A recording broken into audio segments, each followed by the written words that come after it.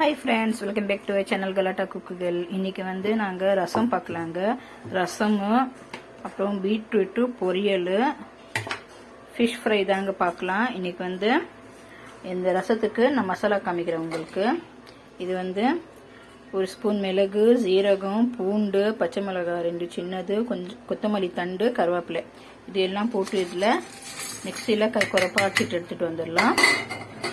அடிச்சிட்டு வந்து இந்த ஒரு தக்காளி வந்து போட்டு அடிச்சுக்கலாம். பாருங்க, இந்த மாதிரி குறைப்பாக அடிச்சிட்டு வந்துட்டேன். இப்போ வந்து இந்த ஒரு தக்காளி வந்து இதில் போட்டு கொஞ்சம் குறைப்பாக அடிச்சிட்டு கம்மி பாருங்க.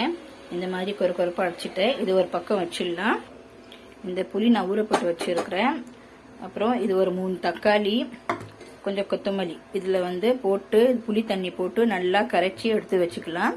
அதுக்கப்புறம் தாளிக்கலாம். நாங்கள் அதோ கரைச்சிட்டு நான் உங்களுக்கு காமிக்கிறேன். நல்லா பாருங்க, எண்ணெய் போட்டுக்கலாம். கடாயில் சூடாயிடுச்சு. கடாய் எண்ணெய் போட்டு எண்ணெய் சூடாகட்டும். இங்கே பாருங்கள், தாளிக்கிறதுக்கு 4 காஞ்ச மிளகா, 4 வெந்தயம், கடுகு, கருவேப்பிலை இது போட்டுக்கலாம்.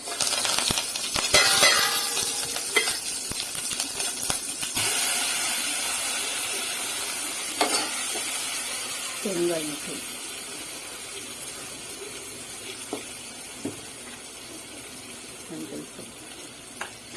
நல்லா இந்த பச்சை வாசனை போட்டோம். போன பிறகு நாங்கள் வந்து இது நான் கரைச்சி வச்சிருக்கிற புளி தண்ணியும் 4 தக்காளி போட்டு 3 தக்காளி போட்டு கொத்தமல்லி போட்டு வச்சிருக்கிற கரைச்சி இதை அப்படி எடுத்து போட்டுக்கலாம். பச்சை வாசனை போட்டோம். இது வந்து உப்பு போடலாம். நல்லா பச்சை வாசனைலாம் போயிடுச்சு. இந்த புளி தண்ணி வந்து இதில் போட்டுக்கலாம். பாருங்க, தக்காளி ரசம் சூப்பராக ரெடி ஆயிடுச்சு. உப்புலாம் உங்களுக்கு எவ்வளோ புளிப்பு வேணுமோ அவ்வளோ புளிப்பு பார்த்து தண்ணி போட்டுக்கோங்க. சூப்பராக ரெடி ஆயிடுச்சு. இது வந்து மேலே நுர கட்டுனா ஆஃப் பண்ணிடலாம். நாங்கள் இப்போ வந்து கேரட் பொரியல் பார்க்குறோம். ப்ளஸ் கடாய் வச்சிருக்கிறேன். இப்போ வந்து கேரட்டு பொரியலுக்கு எண்ணெய் போட்டுக்கலாம்.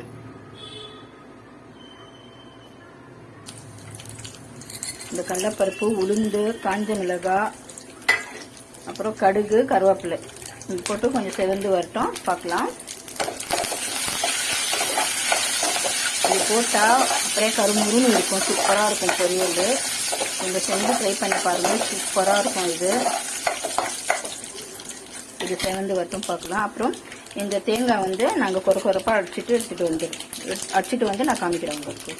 இப்போ வந்து இந்த கேரட் வந்து இதில் போட்டுக்கலாம். இப்போ இந்த ரசம் வந்து ரெடி ஆயிடுச்சுங்க. ஆஃப் பண்ணிடலாம். மூடி வச்சிடலாம். ஆஃப் பண்ணி ரசம் ரெடி ஆயிடுச்சு. இப்போ வந்து இதுக்கு வந்து நாங்கள் கொஞ்சம் உப்பு போட்டுக்கலாம். இதில் உப்பு கொஞ்சம் போட்டுக்கோங்க. அப்புறம் மஞ்சள் தூள் கொஞ்சமாக போட்டு கொஞ்சம் இந்த கேரட்டோடைய பச்சை வாசனை போட்டோம் பார்க்கலாம்.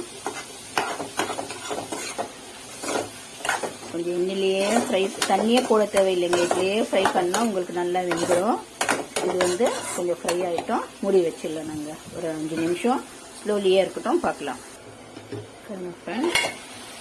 கேரட் வந்து கொஞ்சம் பச்சை வாசனைலாம் போயிடுச்சு. இப்போ வந்து இந்த தேங்காய் வந்து நாங்கள் குறைப்பாக அடிச்சு வச்சுருக்கிறேன். இது போட்டுக்கலாம். அப்படியே போட்டுட்டு இன்னும் ஒரு 2 நிமிஷம் ஸ்லோலியே இருக்கட்டும்.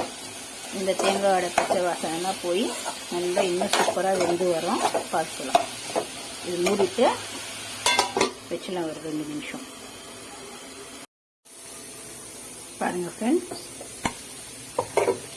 5 நிமிஷம் அப்படியே ஸ்லோவில் வச்சு நல்லா வந்து வெந்து வந்துச்சு. அவ்வளோதான், ரெடி ஆயிடுச்சு. இது நல்லா வந்து வெந்துச்சு. அவ்வளோதான், இதை ஆஃப் பண்ணிடலாம்.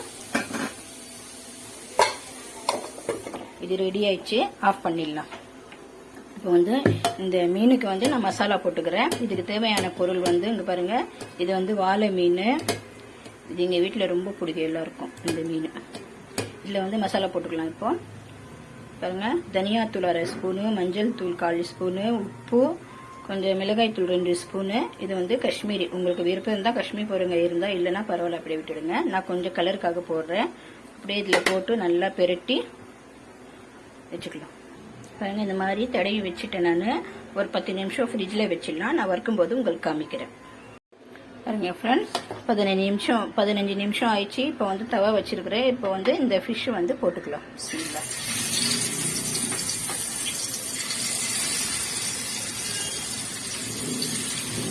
நல்லா சூப்பராக இருக்கும் இந்த மீன். பெருசு பெருசாக இருக்கணும், அப்போ தான் வந்து டேஸ்ட் நல்லா இருக்கும் இந்த மீனில். சதை முட்டை வச்சு சாப்பிட்டா அவ்வளோ அருமையாக இருக்கும். அதுதான் இதை வறுத்து எடுத்துட்டு நான் காமிக்கிறேன் உங்களுக்கு. பாருங்கள் ஃப்ரெண்ட்ஸ், சூப்பரான ஃபிஷ் ஃப்ரை ரெடி ஆயிடுச்சு. இப்போ வந்து இது நாங்கள் சர்வ் பண்ணிக்கலாம். பாருங்கள், தக்காளி ரசம், கேரட் பொரியல், ஃபிஷ் ஃப்ரை சூப்பராக இருக்குங்க. நீங்களும் இதே மாதிரி செஞ்சு சாப்பிட்டு பாருங்கள். கமெண்ட்டில் சொல்லுங்கள், ஷேர் பண்ணுங்கள், கமெண்ட் பண்ணுங்கள், சப்ஸ்கிரைப் பண்ணுங்கள், மறக்காமல் பெல் பட்டனை கிளிக் பண்ணுங்கள். பாய். வாங்க சாப்பிட்லாம்.